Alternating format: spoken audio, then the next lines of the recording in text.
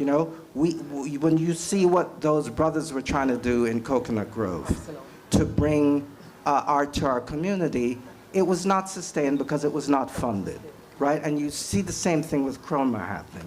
What Marilyn is doing is pretty heroic, you know, because we've never really had spaces that we can come and celebrate. This is an amazing space. It's an amazing space. It's global. It's very important as a globalist, because that's what I am. I spend a lot of time traveling, right? I was an airline executive, so I've been to 138 countries in the world, right? I do a lot of my work also in Africa. What I do now in Africa, I'm working with the Nigerian government, I work with the South African government. I'm very involved with Clubhouse in bringing a room called the Global African Diaspora Renaissance Movement, right? So back to the history and the past and what's important about Miami and the potential for us being a really great city is that Basil's here now. So we've become the epicenter of contemporary art in the world. And black art has emerged to be considered to be important, which I think is about time, because we're going back full circle. We are the origin of humanity. We're not minorities. Even now today on the planet, 1.6 billion black people does not represent a minority. We are the global majority. So we have a responsibility here in Miami to make sure that we push that story, and what Marilyn is doing with the museum is important. And with that said, I'm going to turn it back over to you. So my perspective is different. I'm born and raised in Miami. I'm a rare breed out here, you know. We don't really see too many of us these days, but I'm from Liberty City, so my perspective is different because, you know, I just used to hear stories of my grandma growing up in Liberty City or in Miami, just seeing the history, how the Bahamians came to, you know, South Florida and kind of build South Florida, you know, just hearing stories down the line. But how I got introduced to art was really starting from, like, my grandma, you know, her sewing clothes. Because back then in schools, the curriculum was sewing and home economics and stuff like that. And we don't have that these days, unfortunately, but, you know, just seeing that, and she still do that to this day. You know, the more older I got, the more I realized, like, yo, my grandma was the foundation of me just doing what I'm doing today. And you mentioned earlier about Mr. Humes. It's crazy because how I really got introduced to art was me going to school in Barbara Goldman on the west side of Miami, which is like Miami Lakes area. He was a black man teaching art. And, you know, me coming from Liberty City, we don't really see too many, how you say it, you don't really see too many individuals, especially black men, teaching the form of art. So I was very in tune with getting into art, you know what I'm saying? So once I seen that, he the one that introduced me to Art Basel in 2013, 2012. And I'm like, oh, I'm gonna just go. And I just ended up just seeing the Basquiat's, the Pablo Picasso, all that stuff. And that's kind of really introduced me into photography and the person I am today. Since we in Liberty City, we gonna stay there for a moment. Y'all know I'm a graduate of Miami Northwestern, so we just gonna do this. Bull Nation.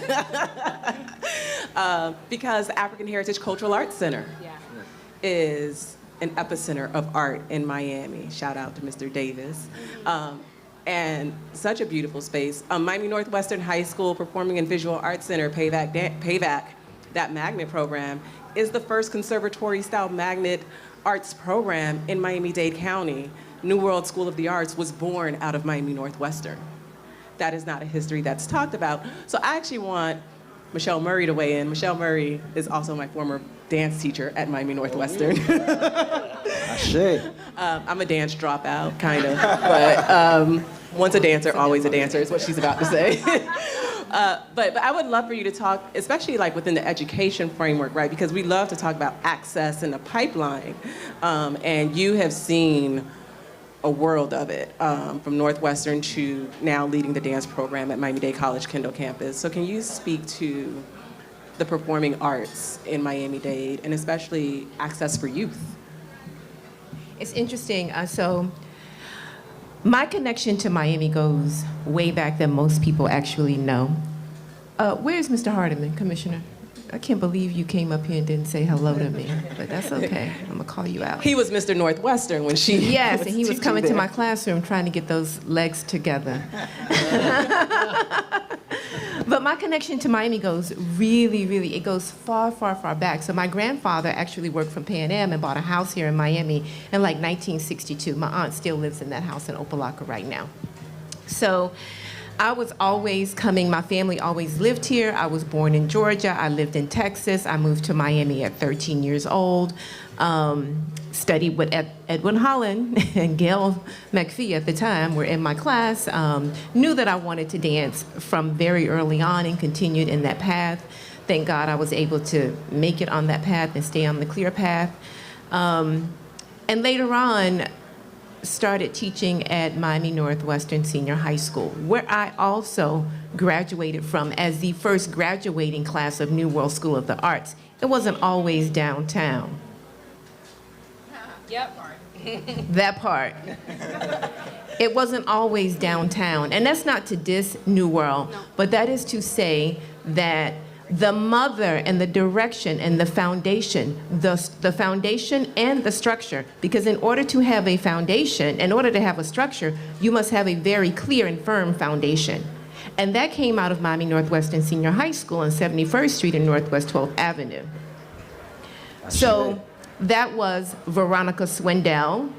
In case you all don't know, let's call her name, Veronica Swindell.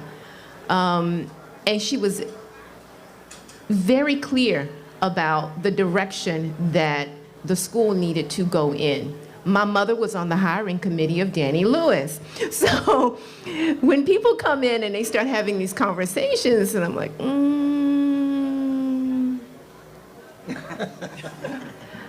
no. And I have to say, no, it's not that. That's not what it is. I'm not even sure that Danny Lewis knows that I know that, but he does now. So no secrets. Transparency. So that was. That's a bit of the foundation of New World and how the structure came to be. There were a group of people that danced, sang, did theater. Mr. Humes was there. Mr. Humes was even at the Cultural Arts Center, African Heritage Cultural Arts Center. Before he was at Barbara Goldman's, he was my sister's art teacher. So all of these things were already in play at the time. I started teaching there in 1998, I think, 1998. And I stayed there for a bit and then decided, okay, it's time to move on and go to graduate school.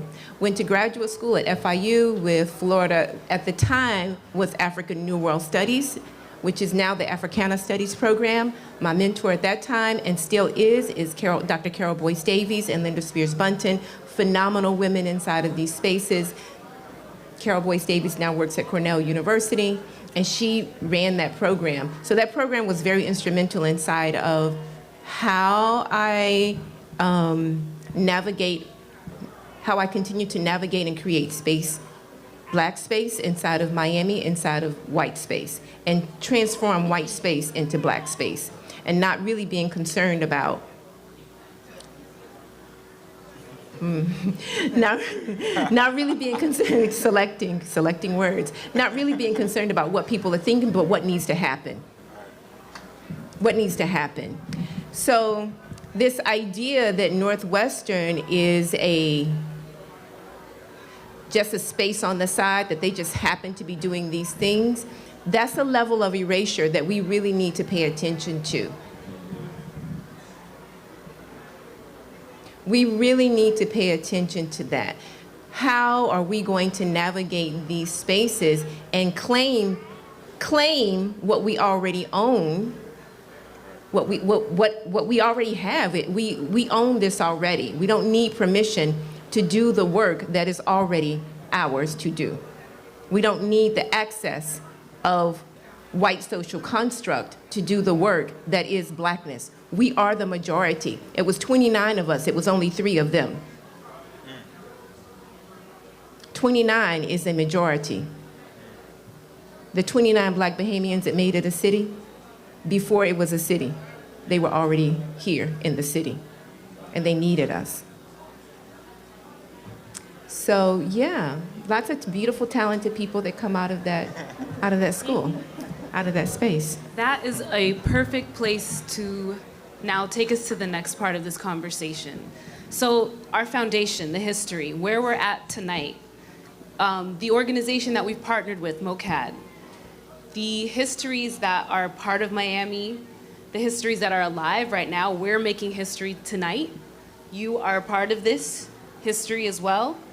And how do we move forward? What is the city we want to live in, right? So what does the art look like in the city of the future here in Miami? Little Haiti, many of you have already heard many different things. You know, the fastest gentrifying neighborhood in the United States. Part of that is because of climate change, something called climate gentrification. So thinking about these things, look around you and look at this space. And I say this primarily to all the Black folks here. Look around you and think about what this space means to you. Is this a space you want to have in the future?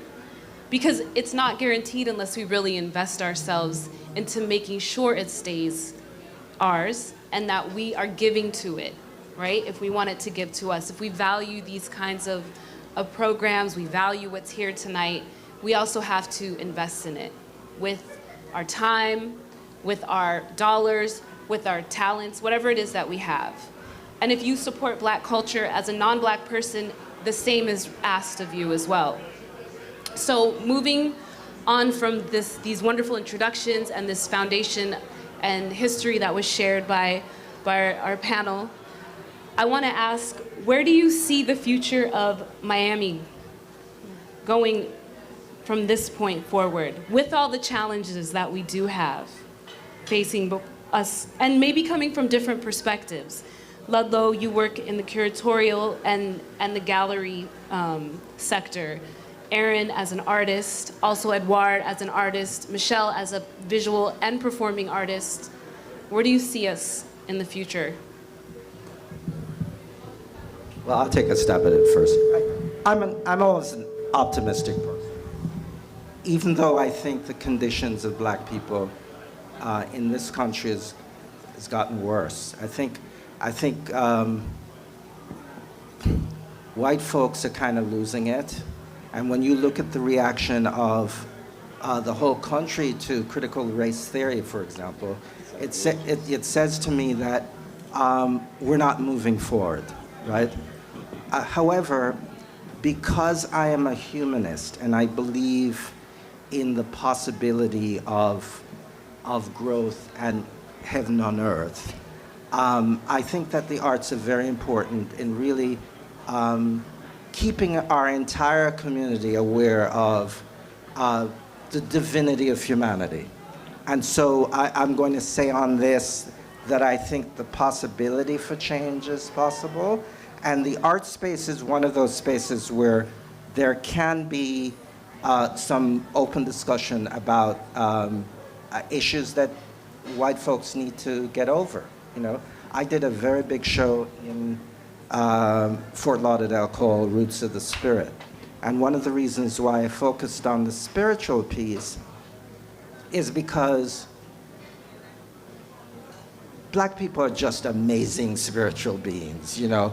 We come with so much ingenuity and so much swag and so much tumbao and so much spiritual power that, you know, I think the world, as it changes, because my view is that we're going to be facing some really catastrophic environmental issues in the near future. And I think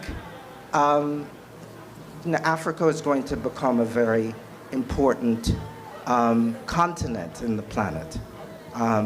And one of the things that distinguishes us as a people is our ability to produce positive culture no matter what happens.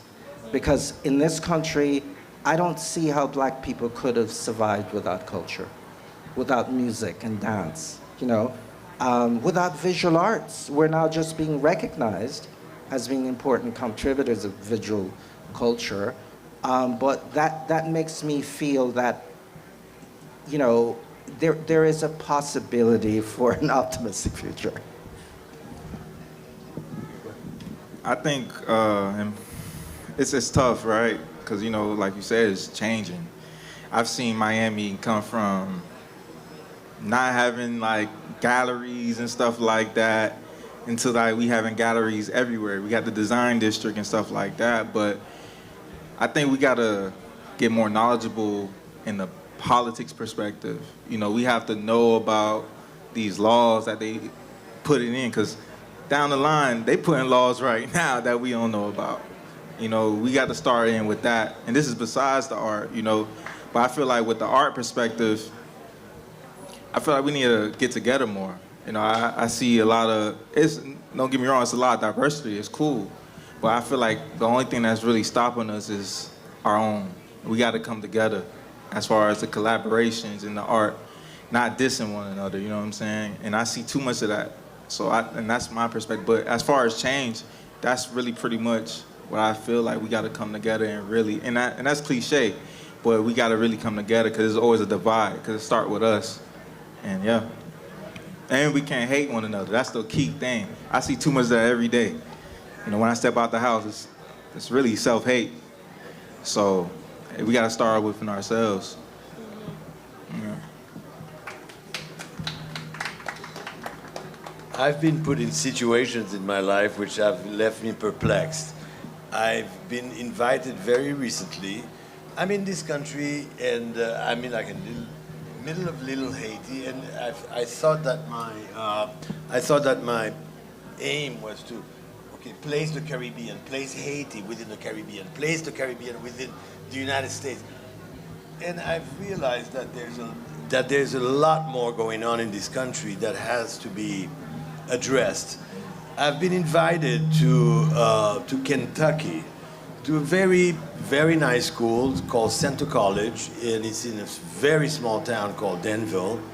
And this is my first, my first foray into, I don't even know what to call it, you know, like, is it the real America? What is it? You know, Kentucky. Anyways, so I'm there, and it's 1,000 students school, and the day I arrived, they take me, they said, oh, it's interesting, that we should see that. And I said, what is it? A Civil War reenactment. And I said, well, that's interesting.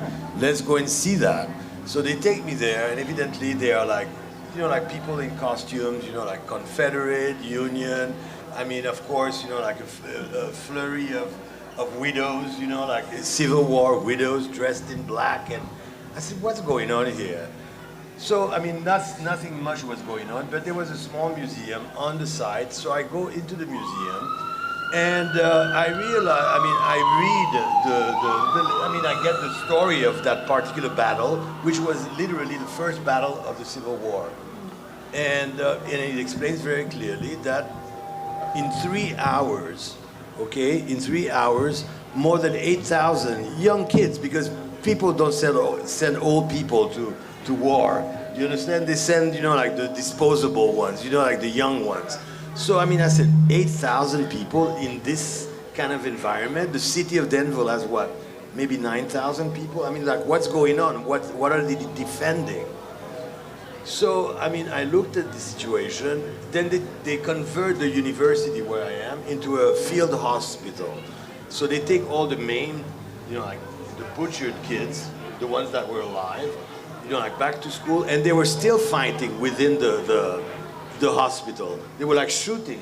I said, what could provoke, you know, like, this kind of, you know, like hatred?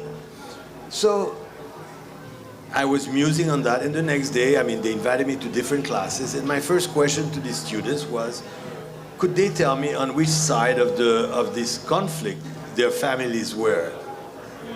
Okay? Silence. Total silence. I said, you must know on which side you were. If you were Union, if you were Confederate, what were you? What was your family involved with? Silence. I said, this is outrageous.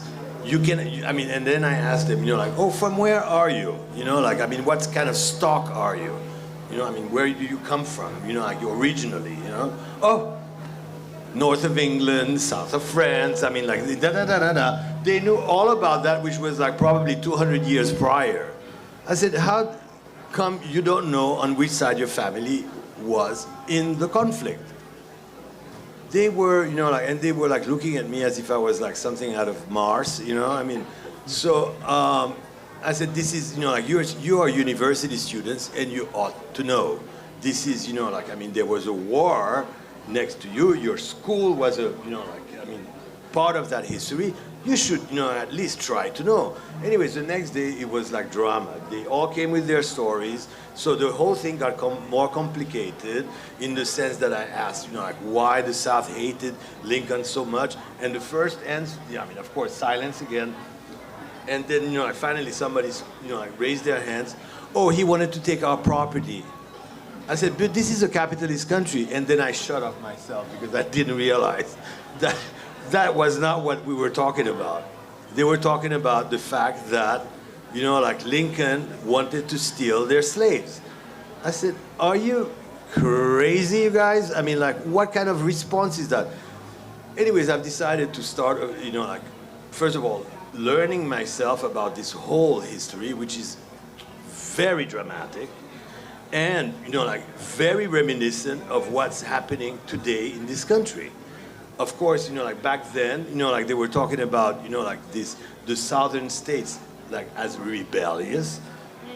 What do, you know, like, what do we call what's happening, you know, like, what happened in Washington recently? Of course, it's a rebellion. I mean, like, I'm listening to all of these words and I'm making, you know, like, connections to this.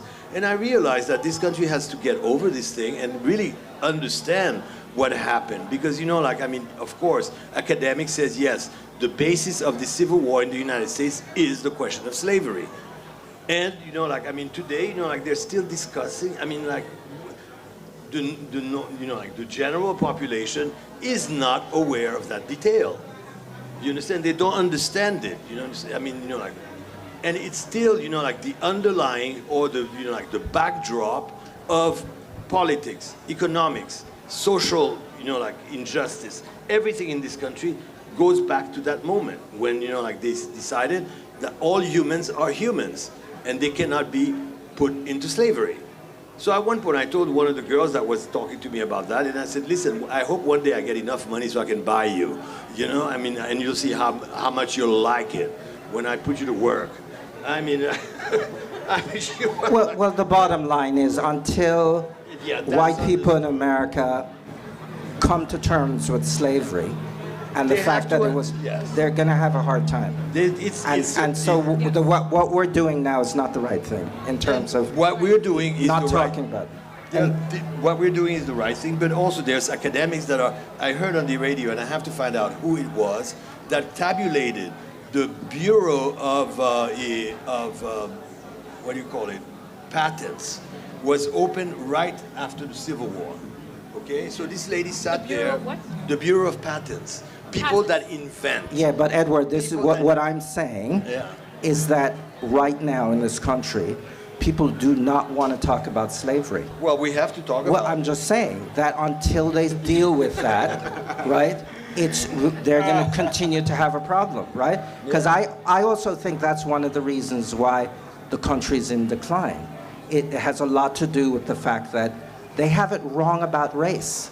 White supremacy is not correct, Absolutely right? not. So given that, I'm just saying that that's something they're going to have to learn to deal with, right? And go ahead, sorry. No, and I was going to say, just in the meantime, What's in the meantime? we're going to talk about Black art future in Miami as well. There we go. Pushing the culture forward. And Yes. I would love for Michelle Murray to weigh in on, you know, when we talk about the future of arts in Miami, specifically for Black creators and makers from this day on, and where we are today. What do you see, what do you hope for? Yeah. Well, there's a reason that Little Haiti is the fastest growing gentrified area in the United States of America, in the world at this point, on the globe. And that has to do with the space. It's Black space, and it's Black spiritual space. And there's a tremendous amount of intelligence and creativity that exists inside of spiritual intelligence.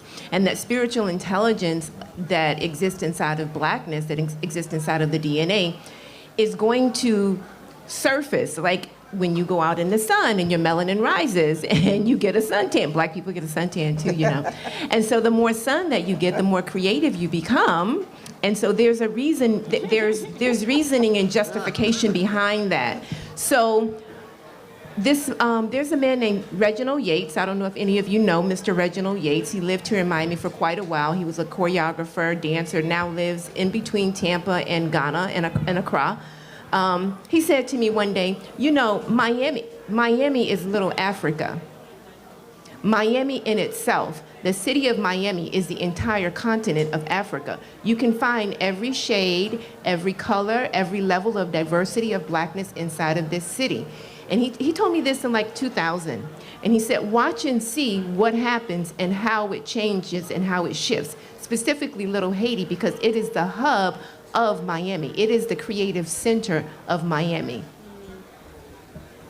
So the future of that is Miami, Black Miami, has to maintain its space, and we have to expand the space. And we don't need permission from anyone to take the space. We don't need that. You don't need a dance studio to go out and dance, really, you don't. You have the street out there, you have the beach. There's so many things out here that we can find and ways to create. There's so much inspiration inside of the city. Even the way that we're sitting right now is a level of inspiration. Even this conversation that we're having is a level of inspiration. And that level of inspiration actually comes out of the DNA. It resonates already inside of the body. The only thing that we need to do is really be true to ourselves and who we are and tap into that and go forward. That's what we need to do. Go forward. Without permission.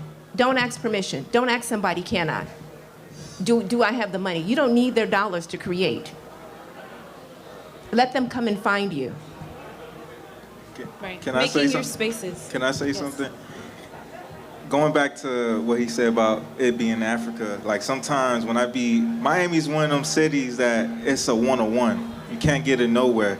The colorfulness, when you go to the communities in around the neighborhoods, you go to the Porky Bean projects, it's colorful. I have friends from all over the country, from New York and LA or Atlanta. They come down to Miami, they just see these colorful buildings, these colorful houses and stuff like that. And it's just like, that's our people, that live in these communities. And it's just seeing people doing murals in the community. That's our people. That's the inspiration. Just cruising around your neighborhood, just seeing a guy that looked like you or a woman that looked like you just doing a mural and just doing it for the love. That's inspiration, One of the things. I always say myself that we are not in the south of the United States. We are just north of the Caribbean. It's true. It's To not. the Hold great on. annoyment of everyone. I agree with that one. Well, you're still talking Africa, because the Wait. Caribbean is African. Okay, but I will say It's this African. as like a Black Miami history nerd. There is a way in which we speak about Miami when we say it's not really the South that denies that we are in fact in the deep South. South of the South. We are in the denial. South where lynchings happened. Yeah. We are in Miami where the Klan rode through in the 1930s because Black people were registering to vote and held an effigy saying this N-word voted, right? Like, this is the South. This is the South. This is the U.S. South. Yeah. And it's the global Black South. It's both. I don't think it's either or. But I think there's a certain erasure that happens around Miami's southern Black roots that says, it's... All right, I'm sorry. Guys, there's a great conversation happening, center stage. If you can please keep it down towards the back. You guys are getting really loud. Thank you very much. Sorry, I had to do it. But I do think, Miami being the deep South is important. Like, Billie Holiday would not perform here because it's the deep South. Like, so not not talking about that part of it as well, because that's very real. And it's very real that at its very founding, this was the global Black South. You had, Miami was founded by Bahamians and folks who are the descendants of enslaved people from North Carolina and South Carolina. You had Black Cubans coming to Miami as early as the 1930s and 40s and probably before, and hung out and performed in Overtown. Black Costa Ricans, Black, so like we've always had the Black Seminoles as well. And Maroons. Yes. And Virginia Key, which was likely a maroon spot. So like, I think it's important to embrace all of the versions of Blackness that exist here, but also to recognize that this is in fact the Deep South and comes with all of the vestiges of the Deep South. Can I ask all you guys this for 1 second?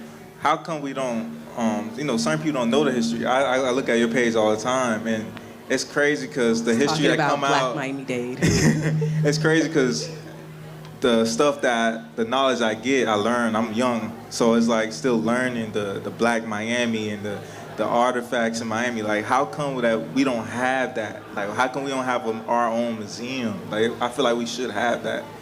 That's what this space is about. That's where we're going. That's what this That's where is we're going. about. That's where. But I think the difficult issue, though, to really address is our economic situation is not good. And, to have institutions like MoCAAD is going to require money. And I can tell you as a art dealer, Miami is not an easy place to operate. I just had a major Purvis Young show in Fort Lauderdale, right?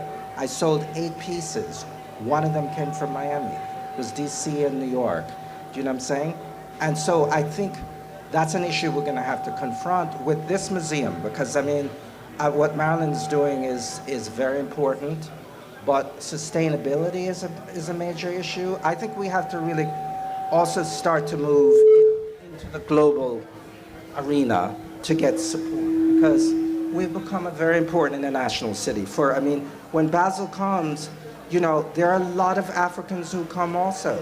This year I went to a panel discussion at the Lowe's on the beach, and it was being organized by a very prominent Nigerian woman, right? It was talking about the role of art in the development of Black people globally. So I think we're gonna have to start making more of those connections to find pathways to economic liberation. I don't know how you feel about that. No, absolutely. I think economics, politics, the things that are maybe not fun or sexy are the real things that we need to think about. So just to put it on your radar, if you don't know, the Little Haiti Cultural Complex, the Caribbean Marketplace, the Little Haiti Cultural Center next door, this entire facility is a municipal facility. That means it is part of the city of Miami. So your tax dollars are contributing and helping support this place. You, as citizens of this city and county, have a vested interest in this place, right? So think about your power and agency as citizens as well. And then when it comes to economics, right? These are things we have to think about. That connects directly what we talked about in terms of gentrifying in Little Haiti and all over Miami, especially as Miami is changing within the last couple years with the pandemic, more people moving here. Now we're becoming like this crypto / the new tech hub of the United States. So a lot of interesting things are happening, a lot of opportunities, but there's also some challenges in there, right? So now it's time to hear from you. You've heard us talk about different things, but really the conversation starts with you now. And I see a lot of artists in the house. Shout out to all of you. Thank you for coming. Let's get some questions going. And everyone on YouTube that's watching, thank you so much for joining us. I'm not sure how those questions can be maybe shared with us as well, but I think we'll have somebody sharing them. So, all right, let's get going with some mics in the audience, yeah? Thank you very much. Hello, okay. Check. So much sound, there's a lot of things happening. But we're gonna move into the Q&A portion. We have some people on Zoom who are gonna be sending in their questions. Luz is going to operate our, or moderate those questions. What I'd like to do now, moving forward, is I'm gonna have a volunteer come up. Can I get, no, excuse me, yes. And if you have a question, raise your hand, we'll give you the mic so that you can speak, and then the panelists will answer your questions. I want you to make some.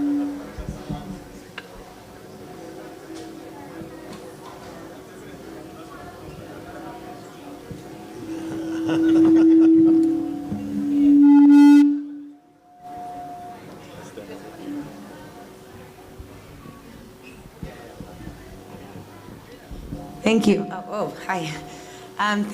Thanks everyone for this panel and very interesting discussion. I'm an Arab American, just for introduction, and so I very much understand how sometimes there's different narratives that are spoken about your people that art, I think, is an amazing mechanism to address. So my question for you is, I find myself constantly looking for other ways to find out artistic, historical narratives about a people by the people, about which it's being discussed. So what, in your opinions, are the best platforms, whether news or artists, or obviously with all the new forms of social media, to which these stories can be told through the perspectives of the people that that people want to talk about? So whether it's art, whether it's writing, whether it's music. I know maybe it's a large question, but because we have things from Instagram to things like this, which are very different, both important, how do you feel is a great way to get the message across, and what kinds of actors, whether museums, newspapers, journalists, artists, can be involved to help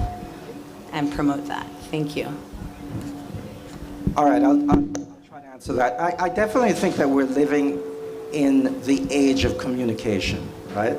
So what's true with all the platforms that exist on social media, from YouTube to Twitter, to Instagram, to Clubhouse, we can easily communicate those ideas, right? Maybe what we need to do as an art community is to think maybe the journalists who are involved in the spreading of the word might want to think about making sure that we collaborate the independent voices that are coming out of Miami in the arts, right?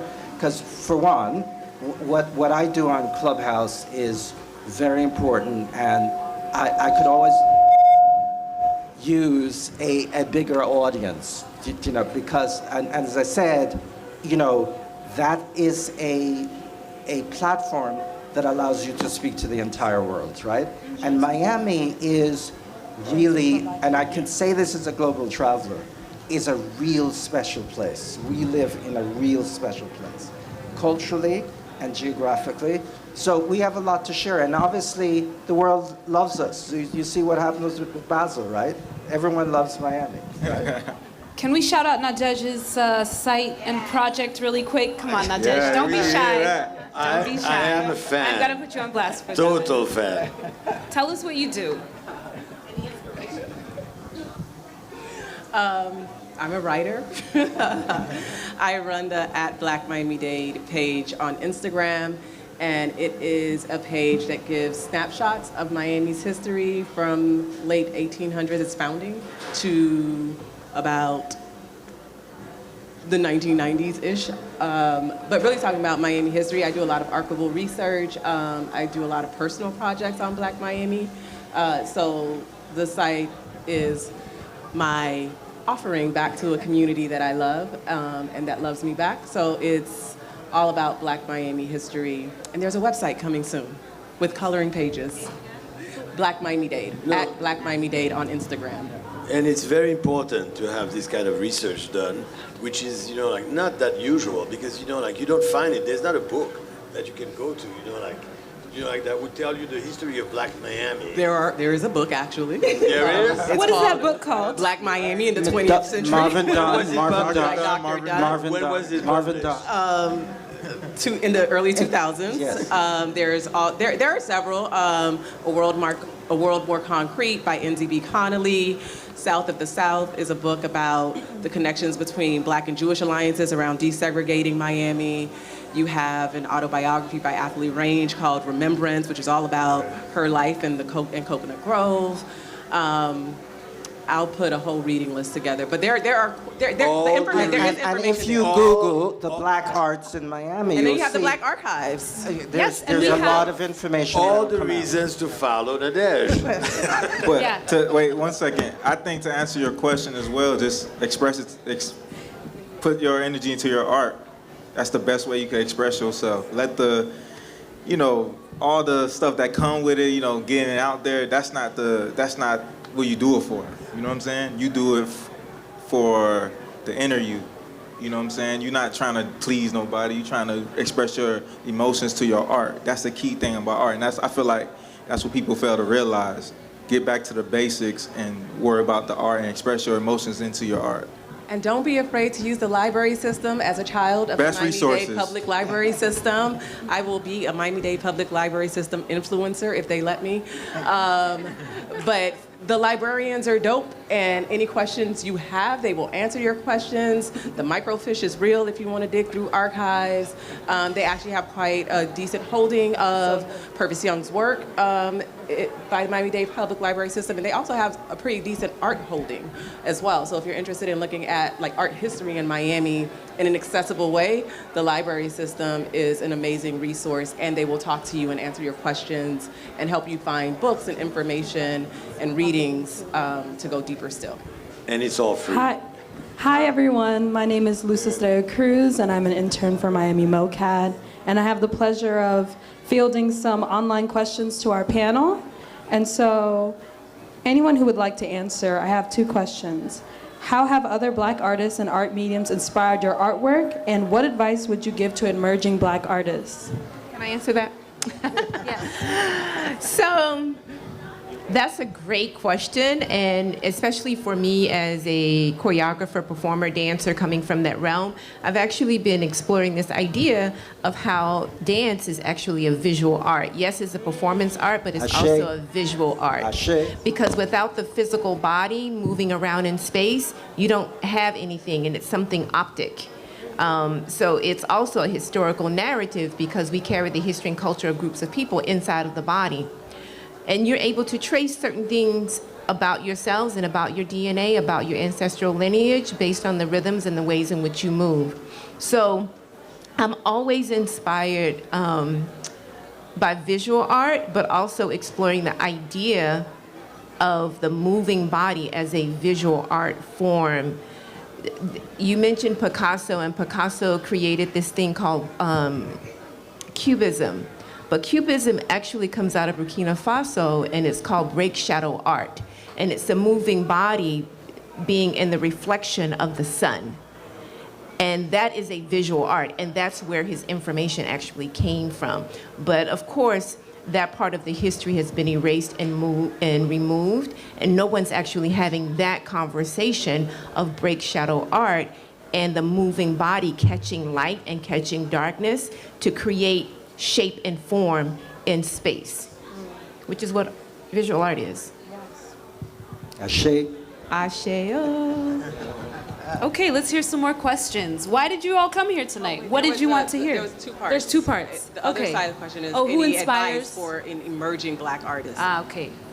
young artist. Let's go. Like I said before, my bad. The best inspiration is life. As cliche as it might sound, but life, sometimes I just be cruising down. The littlest things can inspire you. I'd be cruising down 62nd Street, 54th Street, and just getting inspired. Sometimes I go to the beach and just get inspired by the ocean, just meditate by the ocean. So I would say just apply, like even your family could inspire you. Like my grandma inspires me every day. She does sewing. I don't even sew, but that inspires me. She's been doing that as a kid, so I would say just your everyday life has to inspire you. Whether it's the lowest, because that's what's going to get you up to where you need to be at, or when you're in your highest, use that as your inspiration. Use your life and your everyday life as your inspiration. And the littlest things, while you just riding in your car or walking down the street or going to the beach, So, yeah. Thank you. We have a question right there. We actually have some more questions from online. Okay, but we also have a question right down the row from you. Raise your hand. I saw right there.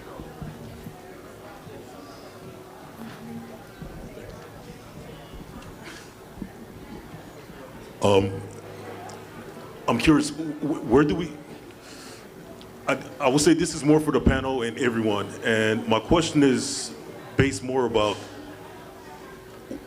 where do we take responsibility for the state of not only the art market, our communities, everything that is part of our lives. And I ask this because recently I had a debate with some friends, a debate about bootstrap. And About what? and I do understand that there are certain limits that we do have in the societies in which we are not the leading financial figures, politics, or what have you. But if we look at the United States historically, what allowed us to make progress is that sense of bootstrap. You know, the idea of we have to make it happen no matter what. We have to always do the work. And I say this simply because we have countless examples, like the words, such words as, it's escaping me, but when gentrification. I kind of laugh at that because it's an example where we see buildings that have been, spaces that have been sitting empty and dormant for decades. And when someone sees an opportunity to make use of it, we get upset. So where do we take responsibility for what we're doing or not doing? And I would also use that to also look at what the art market itself is dictating, because there's also a sense of freedom that we haven't really explored, because are we the ones also collecting our own works? That's a good question. You know, do we have a vested interest in building our own collections, our own institutions? And so I guess it's all kind of connected. I just wanted you guys to respond to that. I'll respond to the first part. So bootstraps means you have boots. Not everyone have boots. It does matter though. It really does. But what I am saying though, hold on. So I think that's one. And that does not negate the fact that people have personal responsibility, but we also need to talk about the structural issues, because there are plenty of people who have done their absolute best, but can't afford to buy a home in Miami and are from here. The Color of Wealth report, which came out by the Kirwan Institute about 2 years ago, talked about the economic disparities in Miami-Dade. And it is actually the first report that breaks down wealth by not just race, but also ethnicity. And it is the case in Miami-Dade that if you are black, regardless of what kind of black you are, it is very high. You are least likely to be able to buy a home. Your income outcome, your economic outcome here is significantly less than if you are white or white passing. And to be clear, black does not just mean self-identifying, it is how you're perceived in Miami. So you may not self-identify as black, but the darker your skin is here in Miami, there's a direct correlation between your economic capabilities. It is very real in Miami, which is a tourism town, that most of our economy in Miami is hospitality-based, which is also low wages. And so you might have your bootstraps on and you want to work really hard, but it is very real that you are a school teacher in Miami-Dade County making $42,000 a year and have to live at home with your parent and your children and your husband because you cannot afford housing here. It is very real in Miami that the person who works at Jackson Memorial Hospital as the X-ray tech, the park and recreation folks, some of the individuals who work for the city of Miami in here right now earn less than $42,000 a year in a city where rent is upwards of $1,800 for a one-bedroom. And so Miami is also, according to studies by FIU Center of Urban Studies and a number of other economic studies, and this is all based on facts, cost burden. Most people in Miami pay more than 1/3 of their income on rent alone. That does not take into account food, it does not take into account childcare. Childcare in Miami is the same cost as mortgage if you have young children. So it is very possible that if you have young children in Miami in particular, you're paying upwards of $800 a month for childcare and housing. And so I think it is very real that as we talk about aspirational things around access, that we also have to understand the economic realities of the space that we are in and how much people make here that will give you access to those higher spaces, which is why you see folks like the tech bros coming to Miami, because cost of living is cheaper for them here based off of their income in San Francisco. But not based off of the income here. Most of our economy in Miami-Dade is hospitality-based. Our largest employers in Miami-Dade County are Miami-Dade County Public School System. Maybe you work for Jackson Health System, but these are some of our larger industries in Miami, which don't pay well. And so the reality of the economy of Miami, in particular for people of color who have built this space and who are the labor of this space and keep the space running, is also one that is built on inequality. But I'll let someone else take the second question. I'm happy to have a discussion further, but we are going to move on so we can take some more questions. And I just want to follow up with that to say that is where you have to become involved in politics. Both are city and county commissioners across the board. They are elected by a few thousand voters every voting cycle. So think about the power your votes have. Think about who represents you in the city and the county district offices, and go down and make your voice heard. What are the things that you need? What does equitable wages and rent control look like here in our county and city? So, no, it's...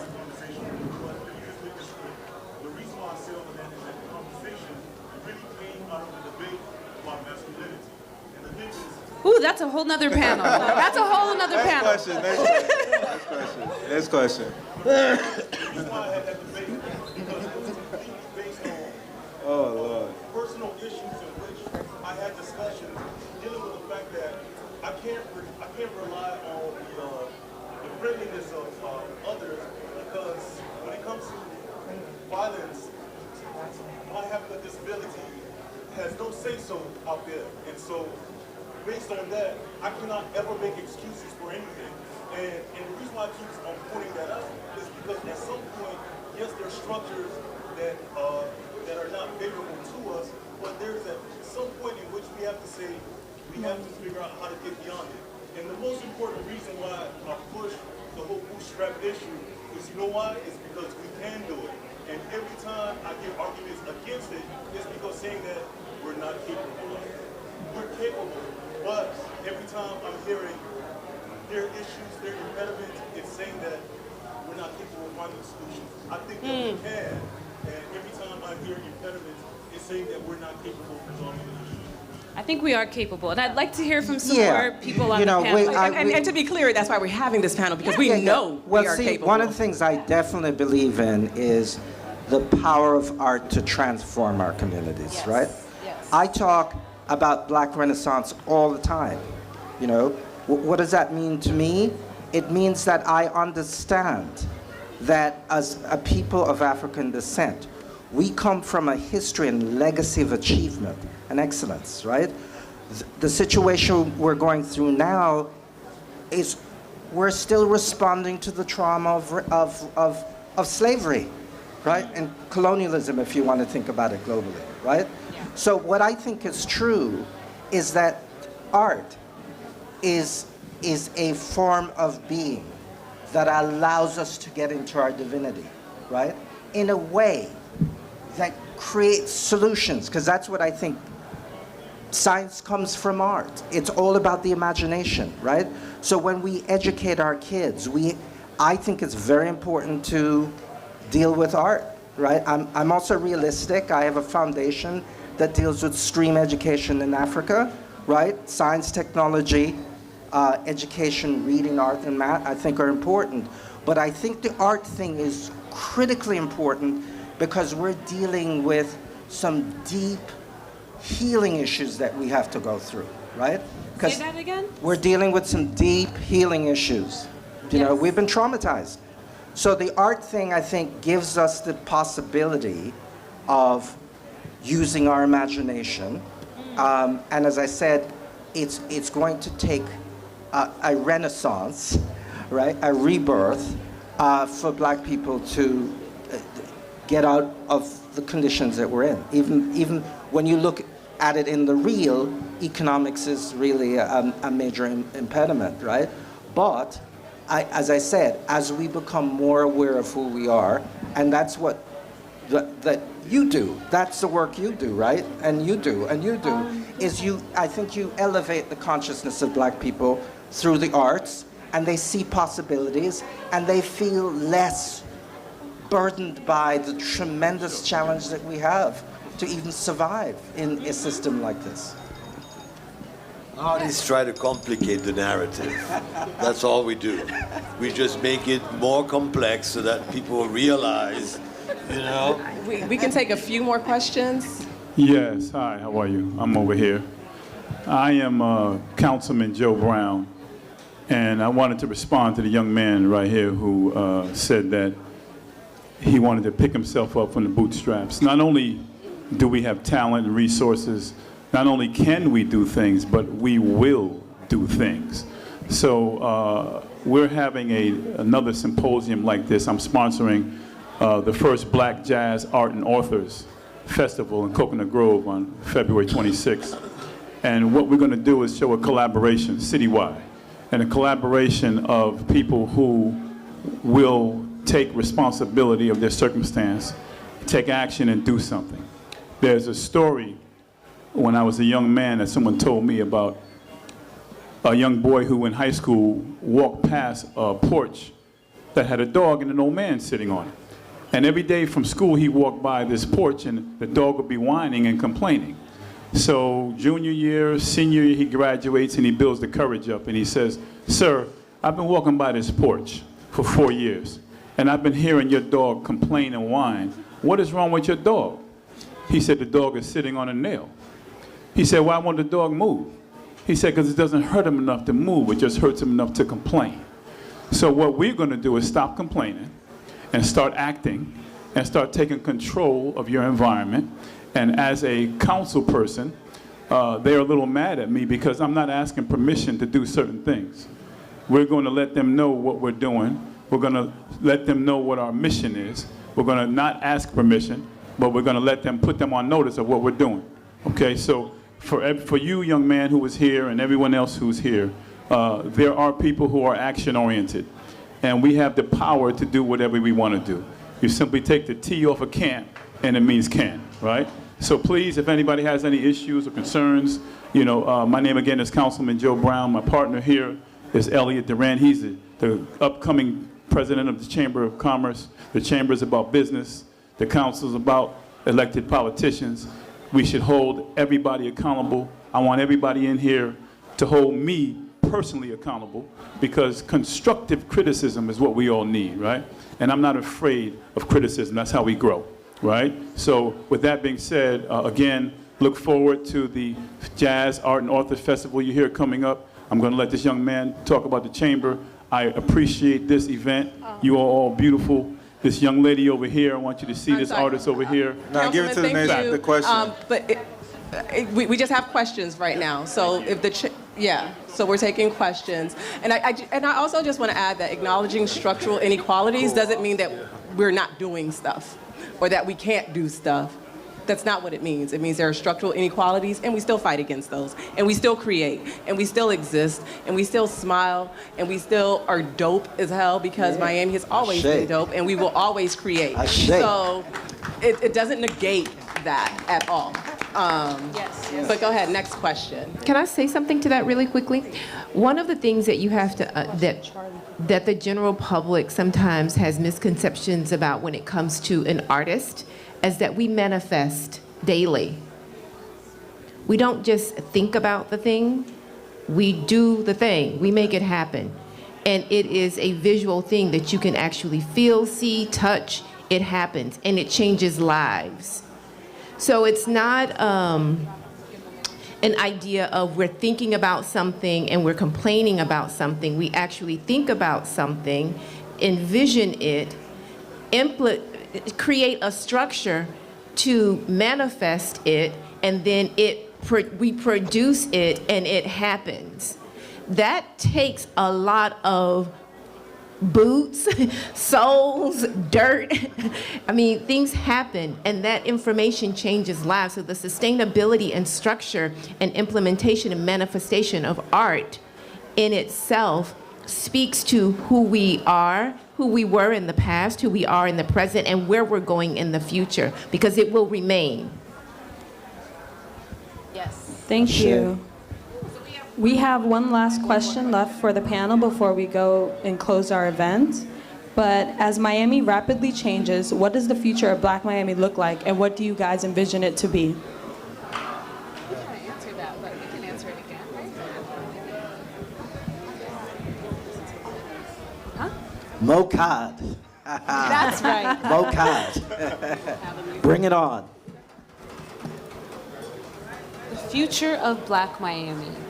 I think it's sitting up here on the stage. It's sitting out there in the audience. We are the future of Black Miami, all of us here tonight. So it looks like whatever we want it to be, whatever we're willing to do to make it the world we're trying to live in, right? So what are some of the things that I want to see? I want to see a place that supports affordable living for everyone. I want to see places like this, like MoCAAD, that are supported by our community, that have received investment from all of us, from our governments. I want to see more cyclical support, right? We're investing in each other, keeping the money within our communities, supporting each other first. Those are some of the things that I hope to see in the future as a mother, as an educator, as an artist. That's what I hope for. Ashe, I'll second that emotion, for sure, because we have to be optimistic. Yes. This life is a gift, all right? So don't make them steal your joy, you know what I mean? Nope. Just make sure you come with it strong, you know what I mean? Because especially if you're Black, you're original, and it means you're spiritually very powerful, so you can overcome anything. Hi, I have a question. My name is Daniela. I'm a local architect and artist. And this is kind of a nod to the bootstraps conversation, because one of my takeaways, I went to FIU, I'm a graduate of their architecture program. One of my takeaways in my art history classes was the decentralization of Black work. I went through all these classes and could only list a few Black names. And so my takeaway when I translate the erasure of Blackness inside of the art historical narrative to the other narratives that America sells its people, a bootstraps narrative, right? That I can just pull myself up by my bootstraps, but what if the narrative isn't there to begin with? What if the legacy is one of elimination and erasure? So where do Black people begin in that conversation? You rewrite it. You just rewrite it. Create your narrative. I guess that wasn't a question, but... You have to rewrite it. Point. There's no way to escape it. It was erased. You make sure that it's like under the light for everyone to see. All right, last question by The Surge, a Black Miami legend. Thank you. Serge Toussaint, local artist since 1994. You guys see my work pretty much everywhere you go. Little dollar signs. Some of y'all probably was children, kids going to high school. It was just a pleasure for me to come. I came late, but it was just a pleasure for me to come and mingle with some celebrity artists. His brother here, Mr. Kyrie, and so on that I don't really know. It just makes me feel good as a local artist that I really think that the art world is really is getting up there. You know what I mean? It was just a pleasure for me to come here and just to say that, hey, let's work together. Once again, my name is Serge Toussaint. I'm on Instagram, Facebook, and I've been around since 1994. And he has a book in the library. And I have a book, and my name is in the Wikipedia. What? Serge is a Miami legend. One of the y'all. first Haitian men in the Wikipedia. All right, somebody Thank you take the microphone guys. from It's a pleasure for me to come here and Thank you, just to Serge. talk That to was a you. beautiful ending comment. Thank you so much. Okay, so thank you, everyone. We are going to have a tour in the gallery that's across the courtyard. Two of our artists that are featured in the exhibition are here tonight, Dini Zulu Jean Tinney and Michelle Grant Murray. So thank you. They have a wealth of knowledge to share with you. And I believe Marilyn is going to close us out with today's program. So thank you, Marilyn from MoCAAD. Well, thank you. Thank you for sharing your evening with us. The Miami Museum of Contemporary Art of the African Diaspora and the Little Haiti Cultural Center came together to bring this evening for you. And we thank the Little Haiti Cultural Center for making a space for us, for engaging in this collaboration. And we have lots of applause and thumbs up for this fantastic panel.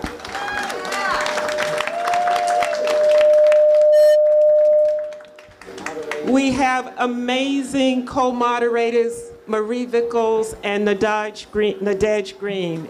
We have amazing art figures in our community. Ludlow Bailey, who's been in the trenches for decades. Aaron Jackson, the young Turk, the new kid on the block, but he has a lot to say and a lot for us to learn with him about the history of Miami. And we have Edouard Duval-Carrié, who is one of my favorite artists from way, way, way back. And it's such a pleasure to have him here tonight. And we have Michelle Grant Murray, and thank you so much for that history, for reminding us of what we don't know, and there's so much more that we don't know. What we heard tonight, what we had tonight was a conversation where our panel, our moderators, revealed challenges that testified to the courage, the creativity, the resourcefulness, and the resilience that brought us here today. There's so much from their insights and observations that we have learned this evening that probed us into understanding more. We could go on and on this evening, but I want to close out by thanking, again, the Little Haiti Cultural Center. Sandy Dorsonville, please come out. She's been working. And Sandy, please say a few words. Thank you, everyone, for just listening and participating so actively. We welcome you all to the Little Haiti Cultural Center, to Little Haiti, to the city of Miami. And of course, we welcome you back to the Caribbean Marketplace Thursday through Sunday from now, and we hopefully till the end of time. We want you to support our vendors. Please have some great pizza from Simply Good, have a drink at the bar, but more importantly, support MoCAAD. They are doing great work. I'm biased. I went to Howard. I was a history major. I love all things blackity black, black, black. So, support the work that they're doing, participate in these conversations, log on to their website, become their friend on social media, because these are the type of conversations that lead to these type of spaces. Our space would not exist if it wasn't for these artists producing works that celebrate culture in all types of spaces. So thank you so much for coming out. We have a wonderful performance coming up from the NSL, the Nancy Saint-Léger Dance Ensemble, some wonderful Haitian drummers. So stick around. Please follow our resident curator, Marie Vickles, to our art gallery, and also see this performance here with the NSL Dance Ensemble. Thank you, everyone, for coming out this evening. Thank you, everyone, for being out here, and we appreciate you so much. Thank you, thank you. And just one more thing. When you came in, you saw a table for voter registration. Yes, I almost forgot. You saw a table that made it easy for us to get involved, to get engaged.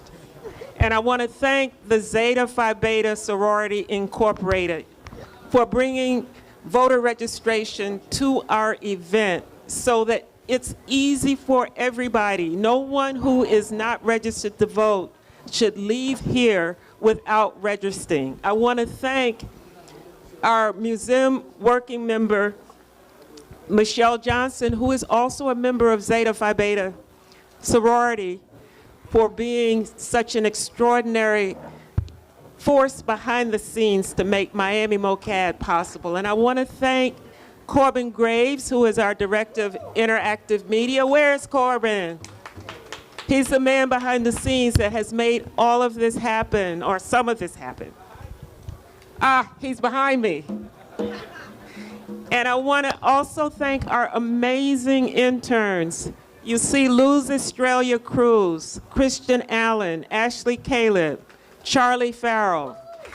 They are the people who are behind the scenes that make Miami MoCAAD live. And I want to thank our supporters and funders, the Knight Foundation, and the Miami-Dade County government. Thank you. Yes, indeed.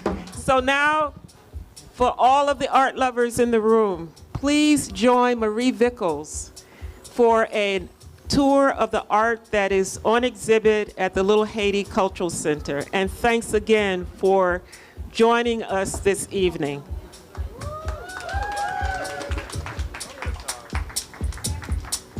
We need a picture. We need a picture.